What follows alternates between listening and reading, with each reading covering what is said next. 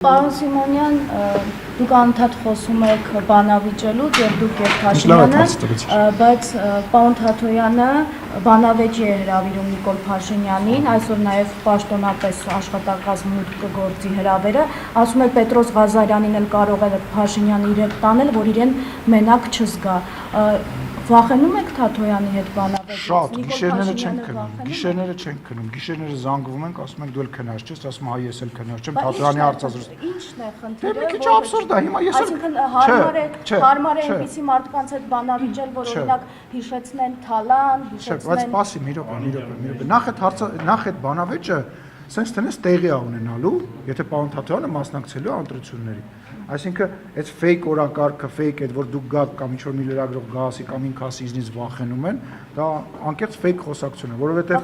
վերջ դե պատասխանեն, որ թույլ տաս չեն տալիս կպատասխանեն։ Գոյություն ունի օրենքով ամրագրված բանավեճի ինստիտուտ, որը տեղի է ունենալու ընտրություններից մի քանի օր առաջ։ Խնդիրը նաև կայանում է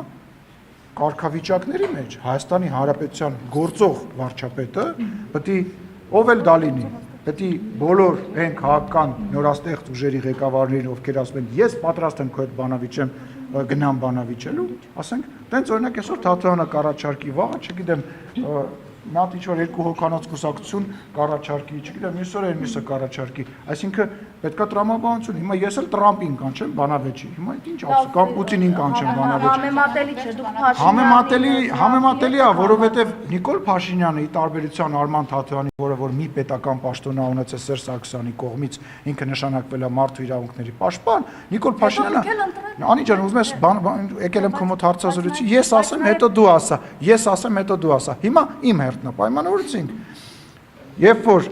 նշանակվել է Սերժ Սարգսյանի կողմից պաշտոնյա, դրանից հետո ինքը որևիցե պետական պաշտոն ու հիմա չի զբաղեցնում, ինքը քաղաքական գործիչ է, իր կուսակցությունը ունի, ինքը այդ հնարավորությունը կունենա, կգա հանրայինի եթերում Պետրոս Ղազարյանի հետ եւ իր բոլոր հարցերը վարչապետին կտա, բայց իր նման հարյուրավոր մարդիկ կան, որոնք ցանկություն կունենան բանավիճել։ Ինձ հետաքրքրում է պարզապես Փաշինյանին հարմար է բանավիճել այնպիսի մարդկանց հետ, ում կարող է ինչ-որ բան հիշեցնել, ում այս տարիների ընթացքում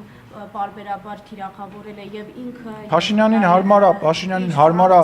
բանավիճել բոլորի հետ, ովքեր այդ կարգավիճակը ունեն, որովհետև երբ որ վարչապետը գալիս է այստեղ, ինքը բանավիճում է բոլոր ընդդիմադիր падգամավորների հետ, եթե նրանք համարձակվում են գալ եւ մասնակցել հարց ու պատասխանին, բայց ինչ որ պահից հետո իրանք սկսել են չգալ այդ բանավեճին, որտեղ հասկացել են, որ չեն կարողանում բանավիճել։ Հետո եթե Արման Թաթոյանը իր շուրջը տենց մտածում է, որ ինքը այնքան դարակազմի քաղաքական գործիչ է, ինչ խնդիր ունի, կլինի էլ այդ բանավեճը մի 4-5 ամիս հետո կլինի, ավելի լավ ընտրություններին մոտ կլինի, ինքը իր պատմությունը կպատմի հանրային եթերով, այդ ինչ ստից թեմա է զոնում։ Մի րոպե, մի րոպե։ Ես ինձ թվաց իմ բանավեճի մասին եք ասում, ինձ թվաց այն իմ առաջարկի մասին եք ասում, որ ես առաջարկել էի ընդդիմադիր հերոստալիքներից որևիցե մեկի տաղավարում, հիմա ես կանադայետ եմ անում, էլի, բանի ջան, իմ գործը թողած քո գործն էլ եմ անում, թող անեմ միջև վերջպես։ Ընդունեն ձեր հրավերը, եթե օրինակ դուք մի դեպքում անտիֆեյքի տղաների դեմ եք հաղորդումներ կայացրել, մյուս դեպքում ժուրնալիստների միության հետ կապված, ընդ որում հասկանալ, այս դեպքում հասկանալ հարաբերապես ինչ կապ ունի օրինակ Սաթիկ Սերյանյանը այդ Ես էլ չեմ հասկանում Սաթիկ Սերյանյանը ընդհանրապես այդ գույքի հետ ինչ կապ ունի եւ ժուրնալիստների միության հետ ինչ կապ ունի։ Ես էլ շատ բան կա չեմ հասկանում,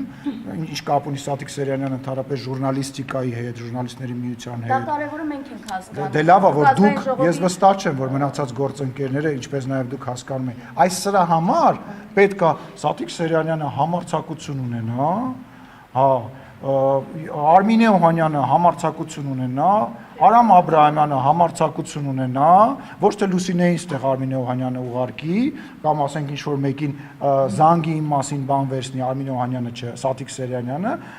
թիվ 5 հեռուստաընկերության այն մեկնաբանները, լրագրողները, խմբագիրը, որոնք ինձ շատ լավ են ճանաչում, համարձակություն ունենան, այս հարցերը ոչ թե ես ու դու Անի ջան ստեղ քննարկենք, ես իմ տեղը խոսեմ, դու իրանց տեղը խոսես եւ այդ խոսակցությունը ոչինչ տա, այլ կանչը ես ասում եմ գալիս եմ ձեր եթեր խանգարում եք, այո, համարձակության կատարյալ բացակայությունը։ Ուրեմն Հայաստանի Հանրապետության ազգային ժողովի նախագահը դա ինստիտուտ է, իսկ իրանք լրագրողներ եւ խմբագիրներ են։ Աշխարհում տենց դեպք չկա, որ գործող իշխանության ներկայացուցիչները իմիջիալից այն երկրում, որտեղ որ խոսում են խոսքի ազատություն, բան, սահմանափակում եւ այլը, հա, տենց, հա, կանչեք, տարեք իշխանության ներկայացուցիչին, հանրությանը ցույց տվեք, որ այս իշխանավորը ճիշտ չի խոսում, որ իշխանավորը վատ է, որ այն հարցերը, որոնք որ դուք տալիս եք, ինքը չի կարողանում պատասխանի։ Իրանք համարձակություն չունեն։ Իրանք համարձակություն չունեն։ Պնդում եմ, դեկտեմբերի 1-ին մնացել է եւս 2 օր, թող հավաքվեն, իրանք դեռ ժամանակ ունեն։ Չմոռանաք հավանել տեսանյութը եւ բաժանորդագրվել Civic AM-ի YouTube-յան էջին։